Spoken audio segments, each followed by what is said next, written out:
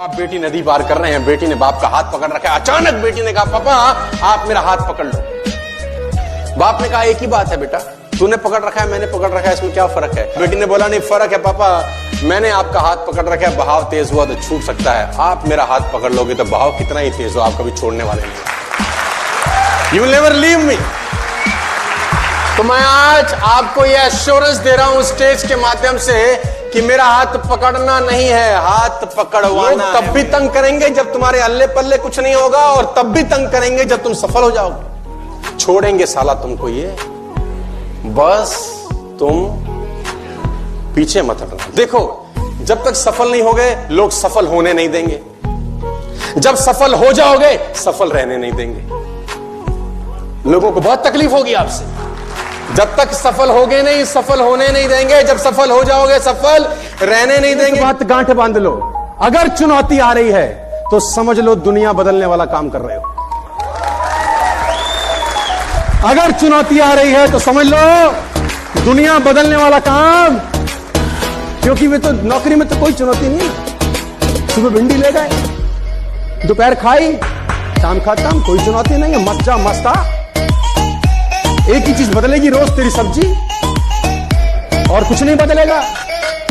मैं नकारात्मक नहीं हूं लेकिन सच्चाई बता रहा हूं। Job can only give you living my dear friends, network marketing can give you life.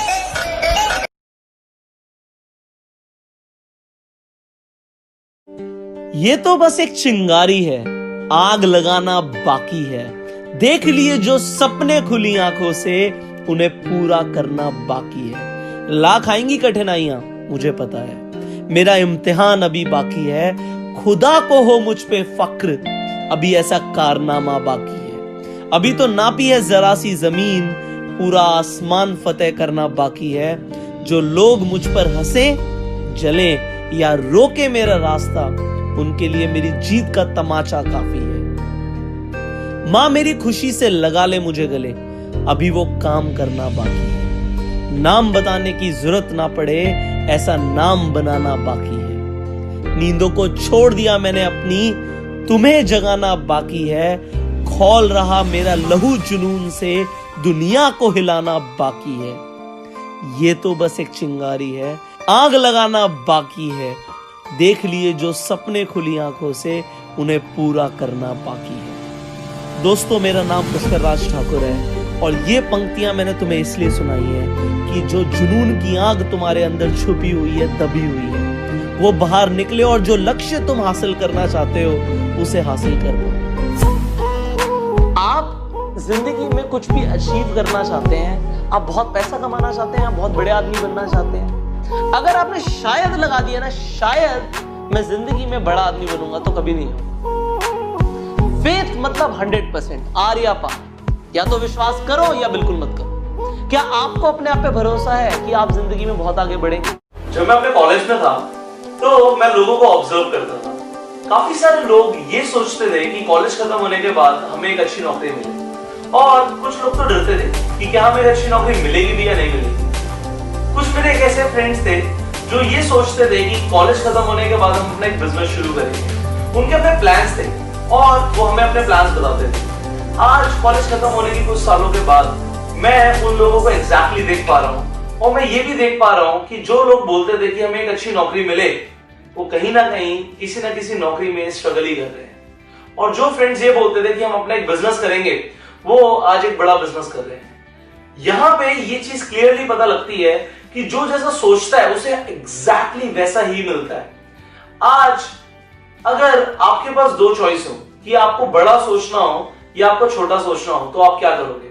आप बोलोगे कि मैं बड़ा ही सोचूंगा, बट ज्यादातर लोग ऐसा करते नहीं है। ज्यादातर लोग एक अपने एनवायरनमेंट के इन्फ्लुएंस में आके वो चीजें सोचने लग जाते हैं जो ज्यादातर लोग सोच रहे हैं, और ज्यादातर लोग बड़ा नहीं सोचते। ज्यादातर लोग एक छोटी चीज को लेकर सेटल हो जाते हैं, वो अपने माइंड को एक्सप्लोर नहीं करने देते चीजों को। आपको पता है आपका माइंड कैसे काम करता है? आपका माइंड आपको हर वो प्रॉब्लम का सॉल्यूशन देता है जो आप उससे पूछते हो। अगर आप अपने माइंड से पूछो कि मुझे एक जगह से दूसरी जगह जाना है और बीच में एक नहर है, और नहर सिर्फ 2 फीट की है, तो आपका माइंड बोलेगा कि आप आराम से जा सकते हैं। अगर यही नहर 2 की जगह 5 फीट की हो जाए तो आपका माइंड आपको बोलेगा कि आपको इसे जंप करके जाना पड़ेगा। अगर यहीं पे ये नहर की जगह एक बड़ी नदी हो तो आपका माइंड बोलेगा आपको एक बोट लेनी पड़ेगी और बोट से जाना पड़ेगा। अब अगर आप अपने माइंड से पूछें कि मुझे एक शहर से दूसरे शहर जाना है तो आपका माइंड बोलेगा आपको एक बड़ी बोट लेनी पड़ेगी। और अगर एक देश से दूसरे देश जाना हो तो आपका माइंड बोलेगा आपको एक बड़ा जहाज लेना पड़ेगा। और अगर आप उससे पूछो कि यही मुझे आधे टाइम में करना है तो कैसे होगा, तो आपका माइंड बोलेगा कि आपको एयरप्लेन से जाना पड़ेगा। आपका माइंड आपको हर प्रॉब्लम का सॉल्यूशन देगा जो आप उससे पूछोगे। अगर आप अपने आप से पूछोगे कि मुझे 10,000 रुपए कमाने हैं तो आपका माइंड आपको उसी तरीके की चीजें बताएगा जिससे आपको 10,000 रुपए महीना आ सकता है। अगर आप अपने माइंड से पूछोगे मुझे 10 लाख महीना कमाना है तो आपका माइंड आपको उसी तरीके से सॉल्यूशन बताएगा कि इस तरीके से तुम 10 लाख कमा सकते हो। और अगर आप बोलोगे 10 करोड़ कमाने हैं तो उसी तरीके से आपका माइंड चलता है। आप जैसा सोचते हो वैसा ही होता है। अगर आप अपने आप से सही सवाल पूछना शुरू कर दोगे और सबसे पहले तो ये विश्वास करना शुरू कर दोगे अपने आप पे कि आप जिंदगी में कुछ भी अचीव कर सकते हो, कुछ भी ऐसा नहीं है जो आप नहीं अचीव कर सकते। आप ये सोचना शुरू कर दो एंड बिलीव करना शुरू कर दो अपने आप में, बड़ा सोचना शुरू कर दो तो आपकी जिंदगी में एक जादू हो सकता है। मैजिक ऑफ थिंकिंग बिग इस तरीके से काम करता है कि आप बड़ा सोचो, जल्दी सोचो। धीरू भाई अंबानी कह के गए हैं कि बड़ा सोचो, जल्दी सोचो, क्योंकि सोच पे किसी का हक नहीं है। देखो, आप लाइफ में वही अचीव करते हो जो आप सोचते हो और आप में वो सोचने की शक्ति है जो आपने अभी तक नहीं सोचा। तो आप वो हर चीज अचीव कर सकते हो जो आपने आज तक अचीव नहीं करी है। गो self made, do your best. जब प्रॉब्लम पे ध्यान लगाओगे ना तो गोल दिखना बंद हो जाएगा और जब गोल पे ध्यान लगाओगे तो प्रॉब्लम दिखनी बंद हो जाएगी। आदमी जिंदगी में उतना ही बड़ा कर सकता है जितना बड़ा सोच सकता है। हिम्मत चाहिए, हिम्मत। बड़ा करने के लिए हिम्मत नहीं चाहिए, पहले बड़ा सोचने के लिए चाहिए। अगर जिंदगी में सफल होना चाहते हो तो सफल लोगों की भीड़ में खड़े हो जाओ, वो धक्का मार मार के आपको सफल बना देंगे। दोष नहीं लगाना है, बहाना नहीं बनाना है। आज से क्या करना है? भगवत गीता पढ़ना और पढ़ाना है। किसी के पास पेन है ढक्कन वाला? Thank you sir. इन दोनों हिस्सों में से 95% वाला हिस्सा कौन सा है? ये वाला है। 5% ये वाला है। पूरी दुनिया में रात दिन रगड़ता कौन से वाला हिस्सा है? शाई किसकी खत्म होती है? प्रेशर किस पे पड़ता है? सारा काम ये करता है ना, फिर शाम को इसके ऊपर विराजमान कौन होता है? 5%। और अभी भी काफी नहीं है। जब दुनिया को दिखाने की बारी आती है तो कौन सा दिखता है?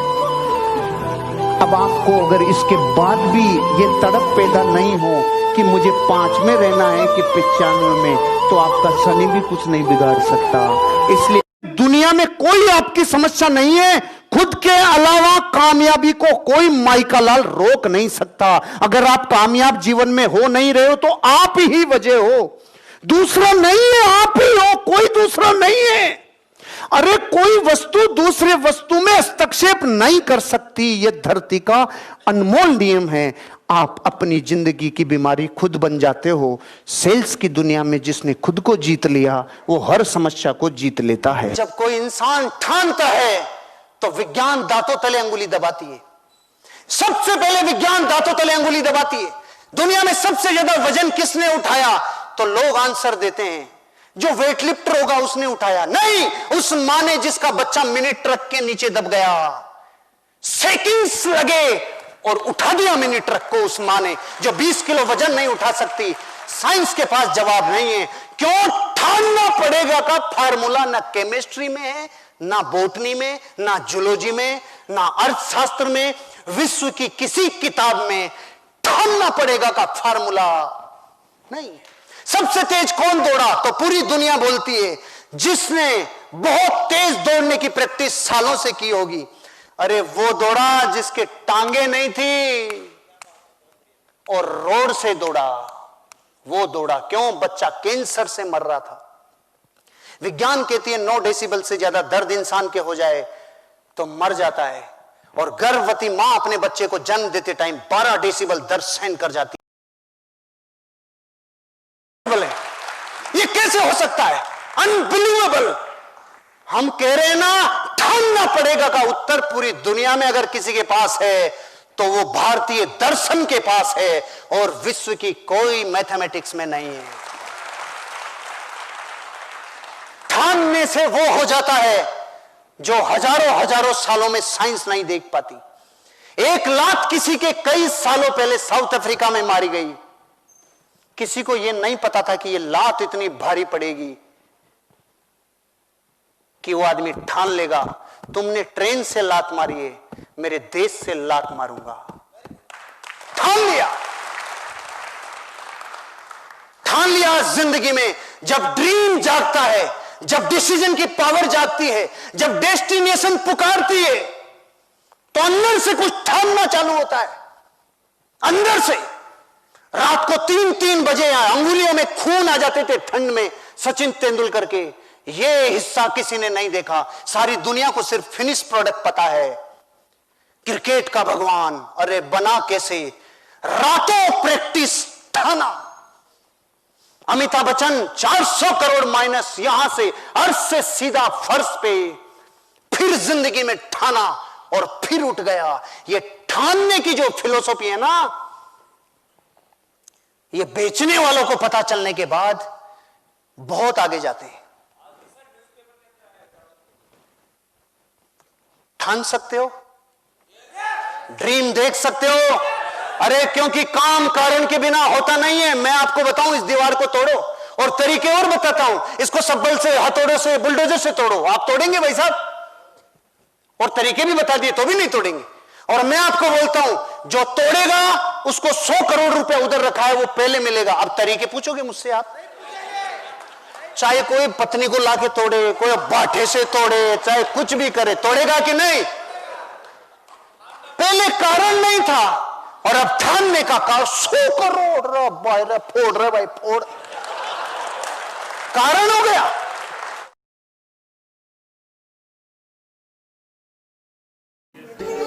मतलब कि लोग आकर के आपको एडवाइस देते हैं कि तू कर सकता है, नहीं कर सकती। उनको एबीसीडी भी नहीं पता उस फील्ड के बारे में जिस फील्ड में आप जा रहे हो, और आप चलना बंद कर देते हो। तो आप बेवकूफ नहीं हो। एक बेवकूफ और समझदार इंसान में क्या फर्क है कि वो एडवाइस लेगा किससे? जो उस फील्ड में एक्सपर्ट है। फॉलो करेगा किसको? जो उस फील्ड में एक्सपर्ट है। कि भाई मुझे नहीं पता ये कैसे करना है, सिखाओ मुझे। आपको पता है, आपने वो किया हुआ है जो मैं करना चाहता हूं। Teach me how to do, explain it to me. This is a sign off. मैंने अपने पहले भी सेशन में ये बात बोली थी, आज दोबारा से बोलूंगा क्योंकि ये बात समझनी बहुत इंपॉर्टेंट है। 90% से ज्यादा लोग लाइफ में इसलिए नहीं फेल होते हैं कि वो बहुत बड़ा सोचते हैं और उसको अचीव नहीं कर पाते। वो इसलिए फेल होते हैं क्योंकि वो बहुत छोटा सोचते हैं और उसको अचीव कर लेते हैं। तो टैलेंट से कुछ नहीं होता है। फॉर एग्जाम्पल, आपको एक कमाल का क्रिकेटर बनना है, एक सक्सेसफुल क्रिकेटर बनना है, तो उसके लिए क्या चाहिए? टैलेंट चाहिए। और टैलेंट मतलब क्या? या बॉल को सही से हिट करना आना चाहिए। अगर आपको एक अच्छा बैट्समैन बनना है तो क्या चाहिए? वहां पे टैलेंट चाहिए, प्रैक्टिस से। तो क्या ये टैलेंट है या स्किल है जिसको डेवलप किया जाता है? तो पहले इस वर्ड को ठीक करो अपनी डिक्शनरी में। टैलेंट कुछ नहीं होता है ना। टैलेंट जब होता ही नहीं है तो उसको पहचानेंगे क्या? तो आपकी एक बहुत बड़ी प्रॉब्लम सॉल्व नहीं हो गई यहां से कि अब अपने टैलेंट वैलेंट में दिमाग लगाना ही नहीं है। किस में दिमाग लगाना है? इंटरेस्ट में।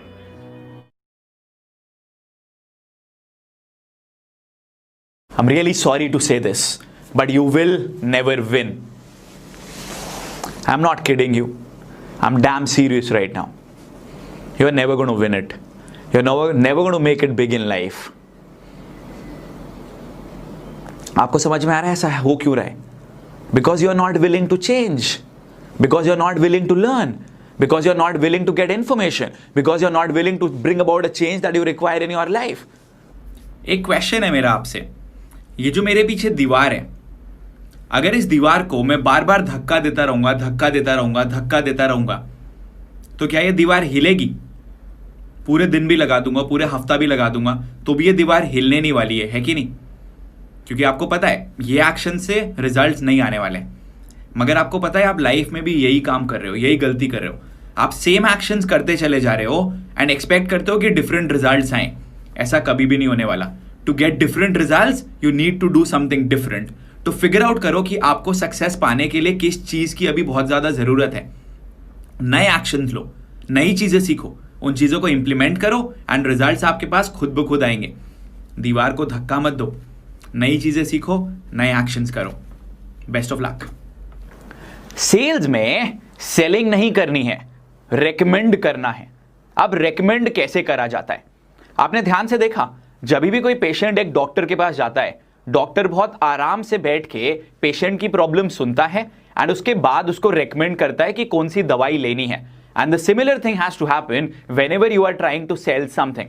आराम से सुनो, जो आपका कस्टमर है उसको क्या रिक्वायरमेंट है, वो क्या चाहता है, एंड उसके बाद उसको रेकमेंड करो। रेकमेंड करने के लिए जो दूसरी कंडीशन है, जो मैंडेटरी है, वो ये कि आपका खुद का पर्सनल प्रोफाइल भी आपको बढ़ाना पड़ेगा। जैसे जैसे आपका पर्सनल प्रोफाइल बढ़ेगा, लोग आपकी बात सुनना चाहेंगे और उसके बाद आप रेकमेंड कर पाओगे। तो आप भी ये करो, ज्यादा कंटेंट डालो सोशल मीडिया के ऊपर, अपनी क्रेडिबिलिटी बढ़ाओ एंड उसके बाद रेकमेंड करो, सेल नहीं।